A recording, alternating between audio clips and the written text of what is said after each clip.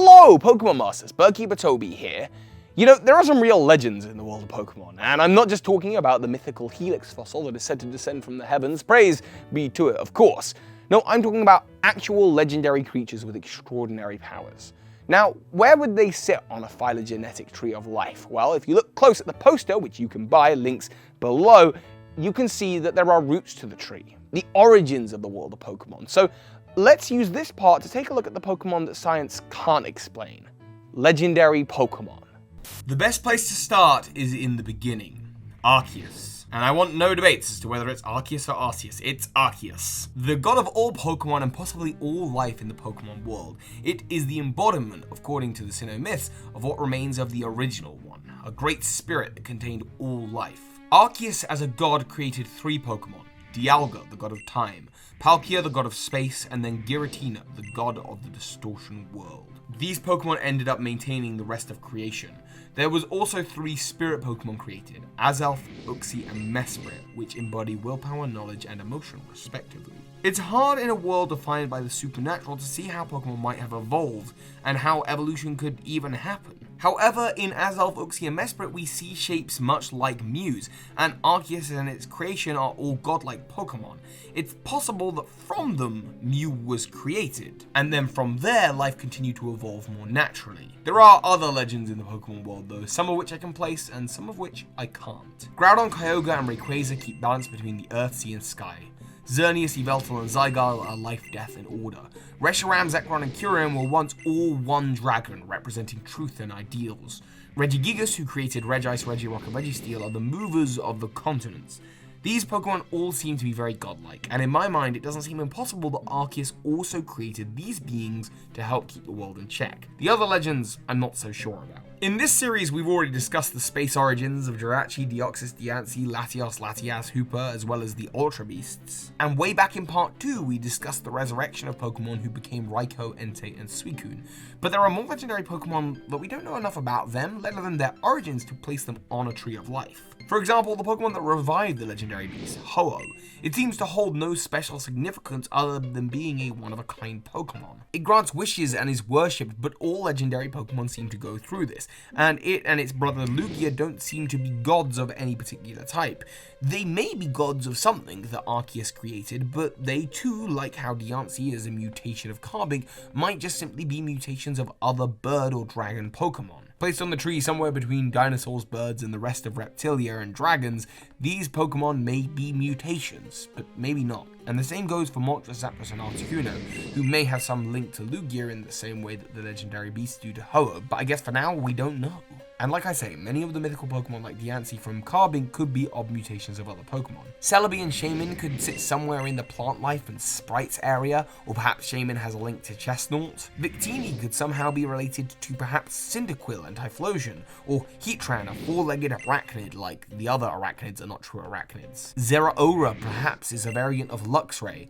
Manaphy is the only legendary Pokemon that can breed, but Ditto can't manage to copy its own legendary DNA too well, so it creates Phione. Maybe Manaphy came from other mollusks like shells or Gastrodon. I'm honestly unsure with all of these Pokemon. And the same level of uncertainty arises from the Swords of Justice, all 3 of them, well 4 if you include Keldeo. They allowed for Keldeo to exist in the same way that Ho-Oh allowed the legendary beast to exist, and all of those Pokemon, Raikou, Entei, and Suicune, and Cobalion, Terrakion, and Virizion all share the same heights. But that connection is loose, and there's actually a lot there to suggest that they're related. As for Marshadow, this is another legendary Pokemon with a question mark. Perhaps it's a mutation of Darkrai, who I'll get onto in just a moment, but it truly is a mystery. Just like the Tapus, Lele, Finny, Bulu, and of course Koko. These totem Pokemon may be like the Alolan variants of the Regis, but it's unknown if they were sent by Arceus or emerged from a man-made totem like Claydol or Golurk. There are other legends, however, I can actually make an educated guess towards them. See, in the world of Pokemon, there is a realm called the Interdream Zone, or the Dream World. It's an actual place in the world of Pokemon, and it's where Landorus, Thundurus, and Tornadus seem to have come from. There they have their original Therian forms. This is also the place where perhaps the Luna or Dream duo Darkrai and Cresselia came from too. One being able to bless you with dreams that are peaceful, and one cursing you with nightmares. Now then, Pokemon Masters, there are 3 more Pokemon species that I have to talk about in this part, and the first is a species known simply as the Unknown. They are mysterious, and individually they are weak. They are just symbols, letters, but when put together, they have an extraordinary power. Theorists across the internet have come to an agreement that these Pokemon may very well be the code that holds together the Pokemon universe. In the Sinjoto ruins, they help Arceus in writing the code to creating a new Giratina, Dialga, and Palkia. The noise of the Azure Flute, the item that summons Arceus, is the noise of the unknown, and when they come together, they have unspeakable power. The unknown came from the alternate dimension. Not an Ultra Space, not the Interdream world or Distortion world, but no, the alternate dimension. Perhaps our world. A world that writes codes and scripts for video games with symbols. Perhaps the unknown are the video game manifestation of the code that we use to write the very games. That's very meta, but perhaps they created the egg that inside had the spirit that then manifested into Arceus and all the rest of life. The idea that all life came from this egg as well explains the Sinnoh myth, suggesting that Pokemon and humans used to be as one. Perhaps I'm overthinking. Maybe Ultra Spaces were also created by unknowns, or perhaps they have their own kinds of unknowns that take on different letters and shapes. One thing we do know is that they do have a lot to do with the origin of our universe. And they too have been exploring our Pokemon world. While usually they are found in ruins huddling together, there's also another Pokemon that can be found huddling in caves. Wobbuffet, or rather their pre-evolution Wynaut. These Pokemon huddle together for protection, and we know from Wobbuffet's Pokedex entry that Wobbuffet isn't the Pokemon. Its tail is the Pokemon, and its tail looks a lot like the unknown.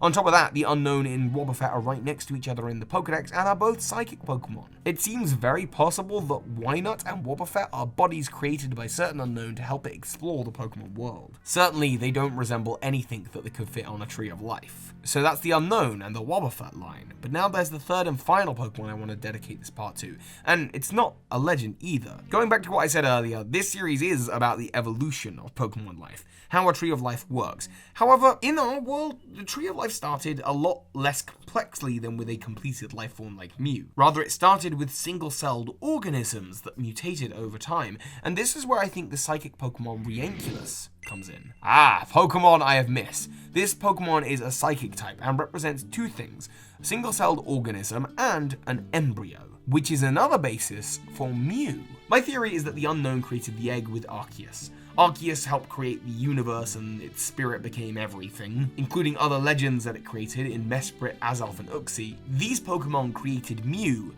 and then Mew's cells shed. Similar to the theory about Ditto, except here it makes more sense being Rianculus, a Pokemon that shares a little bit more in common with Mew, actually being a psychic type that looks like an embryo, and the simple-celled organism that is Rianculus, that then evolved in the same way that life evolved on our planet. However, a variant of it still exists today in modern-day Rianculus.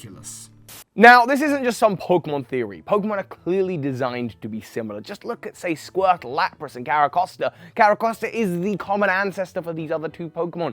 The Pokemon, they sit on this genetic tree, and I'm so happy with everything we've achieved in this 12-part series, but it's not over yet. There are a few more secret Pokemon that I've left out that relate to our next topic. Human beings, us, where do we fit into the picture? Did we evolve from fighting type Pokemon like Machamp or psychic Pokemon like Mr. Mime, or are we something else altogether? You'll have to engage with me in the comments, and as always, soar high, Pokemon Masters.